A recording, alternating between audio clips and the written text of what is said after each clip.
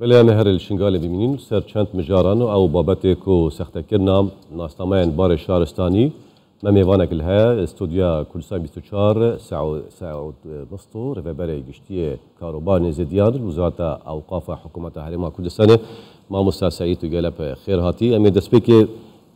روی قانونی و یاسایی و او کسی هاتی گرتن کو سخت کرنا ناستمان کری کیش خانه داته تهجمارتن روش باش با جنابته و حمو بینرن الکردستان 24 راستیه و یک شوان کشو گرفتت کنوها هاتیه پیشا که او کسین نخل کیوی ولاتینا و هاتین تبلی وان هزین چکدار بوینا و اف کاره کریا و هرب خونا رو آلین دیجی او وان رفبریاد بنچنگو رفبریاد ان شرعی اداره شرعی شنگاره نمایه الودری برنده شنگ بنوان فشارات داو کو خصفاندن او وقت استلات الناوچه شنگاره افکریانه چاوره کری بون و حتما برامون نیاسایی مفروضه در حق وان درکب. يعني كيش خانه تهجمارتن و توانوي يا ياسا الجور ياسا سزاين عراقي بركو اس قانوني ما حتما القانون عقوباتها البنيا خانه تزويريه. بله هدم هروسا کو 5 کس و کو زانیاری بیجن کو 5 کسن پککی ناستا من وانا ين بار شهرستانی تزویر کریه. هر افجمار بتنینه آنجی که هندک دیتر هنیشت نهات ناشکرا کرد. نه الجور بزانی نت مش في جماره گلک مستره. دچی پیرابون در انجام وان کسادا و هروسا یابد کو ریگریل و کریارنه بتکرن هروسات پاشاروجی. هم دخواز الحكومة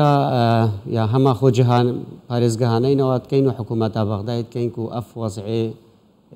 آلوز شنگاره جبلی کو و يعني بلکه تزویر هر تشتکی هری بسيط بتل كل شنگاره رودتن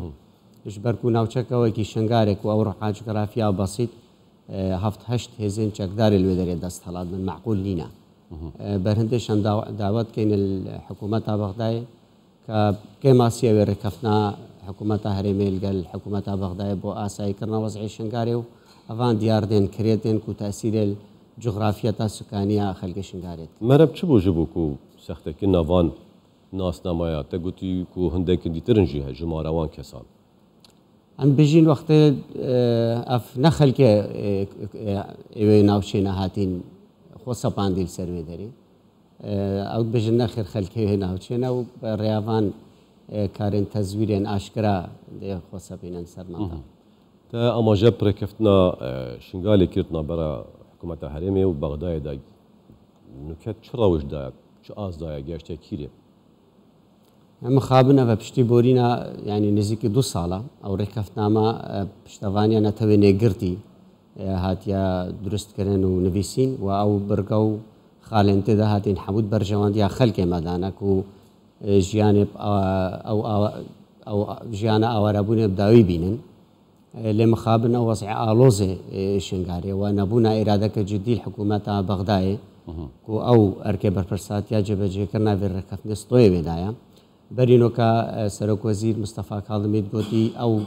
هزين شقدارين إن ويناو تشي ندبن كنترول عمدانا عشان دا أو سرك هزين شقدارين إن عراقية ولشكري ل هولو بزافن حكومة كردستان إنه كأو خالا وهاتيا تثبيت كرن إكش برنامج وزاري محمد الشيع سودانية كخواستو دا خوازيا هم حكومة هرم كردستان هم خلق ما وافريقيا فنا جبتن دا كو زمينة خوش بتن نجبجي كنا في ركفتنا ما موسى سعيد ناف كينا أجر أو هزو السياسيين ناوا شنغالي دانا يانجي حكومة محمد الشيع سودانية او هزين الويدري حتما بو برجواندية خوين تايبت اگرنا برجواندية خلقه دا يكو فاكرن او هزو لانين همين سياسي همين چكداري دجي برجوانيا وانا آساي كرنا وضعي شنگاري وفاكران دنا خلقه ادي داوي وان كشاينتن اوش برهندش ريگرنو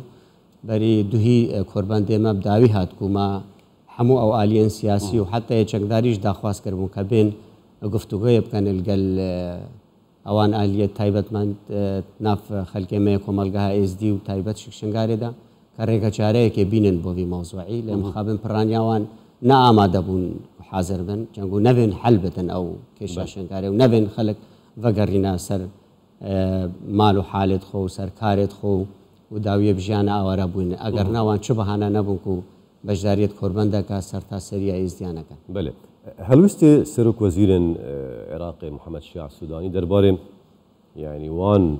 ئاستەنگن و ئەو هێزن سیاسی دروستیکەن ji بوو نەجێبەجێکردنا ڕێکەفتا شنگالێ چایە ڕاستی ئەم چاوێکی ئیجابی بەرێ خۆت دەینە سەرۆک وەزیرێ عێراقی محەممەد شیع سوودانی و هەندێک پێنگاو ئێتاوێتین و البەرە ئەبێ ڕێکەفت جێبەجێ بکاتن بۆ نمونە و میزانی و کارێوان 2500 کەسێن خەلکی شنگارێک و بێنە دامەزراندن بۆ پاراستنە ئەم ناحیەتە دەڤەرا شنگارێ و کارێکی گەلێکی باشە دەستی شانکردنا قای مقامێکی کۆنۆکە بەحس و خەبەر لێ تێتەکردن بۆ سەرژن و داناناوی قای مقامی تشتێکی گەلێکی باشە بله مامۆستا سعود مستور و بەرەگشتی کاروبارە نێزیدیال حکوومەتە هەرێما کوردستانی زۆر سپاس بۆ ئامادەبوونەتە لە ستودیا کوردستان 24 زۆر سپاس خوشحال بوو